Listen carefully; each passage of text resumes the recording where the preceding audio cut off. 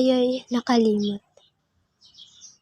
Walang sakit ang madadama, walang pagsigla ng saya para sa isang ina ng kanyang niniluwal.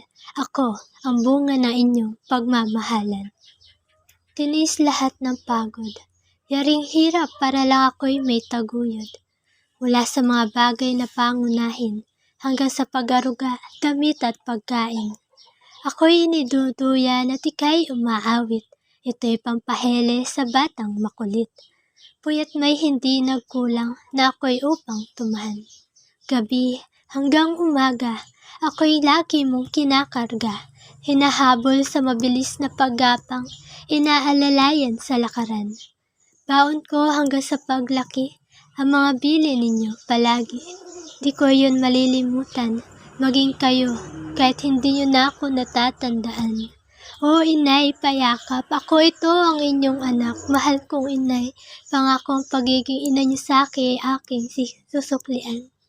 Inay, ikaw may nakalimot, tumandan at may tungkod. Ako pa rin ang inyong anak, na lagi ninyong hinihele at yakap-yakap.